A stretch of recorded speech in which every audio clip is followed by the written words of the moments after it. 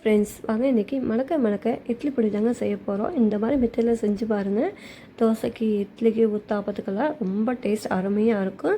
மேலே தூவி கூட நீங்கள் கொடுக்கலாம். பருப்பு பொடி மாதிரியே ரொம்ப டேஸ்ட் நல்லாயிருக்கும். இதுக்கு வந்து ஒரு கப் அளவுக்கு வெல்லம் உளுந்து எடுத்துருக்கேன். நீங்கள் கருப்பு உளுந்து கூட எடுத்துக்கலாம். அடுப்பு லோ ஃப்ளேம்லேயே வச்சு வாசனை வர அளவுக்கு செவந்து வர அளவுக்கு வறுத்துக்கலாம். இப்போ பார்த்திங்கன்னா இந்த அளவுக்கு நல்லா வறுபடுத்ததுக்கப்புறம் ஒரு தட்டில் மாற்றி ஆற விட்டுடலாம். அரை கப் அளவுக்கு கடலப்பருப்பு எடுத்துருக்கிறேன் அதே கப்பில். இப்போ அதையும் வறுத்துக்கலாம். இந்த பருப்பு நல்லா சின்னதாகணும், அதே சமயம் நல்லா செவந்து வரணும், அந்தளவுக்கு வறுத்துக்கலாம். பார்த்திங்கன்னா நல்லா வறுபட்டுருச்சு. இப்போ அதையும் தட்டில் மாற்றிட்டு ஒரு 1/4 கப் அளவுக்கு நம்ம பொட்டுக்கடலை எடுத்துருக்குறேன், அதையும் வறுத்துக்கலாம்.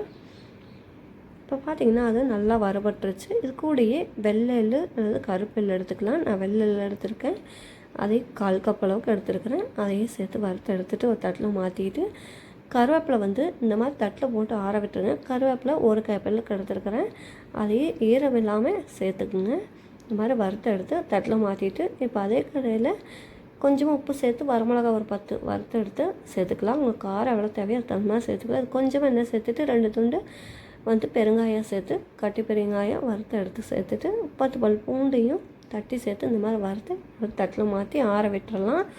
ஆற விட்டு இந்த மாதிரி மிக்ஸி ஜாரில் ஃபஸ்ட்டு பருப்புகளெல்லாம் அரைச்சிட்டு அதுக்கப்புறம் மிளகா கருவேப்பிலெல்லாம் சேர்த்து அரைச்சி பொடி பண்ணிக்கோங்க.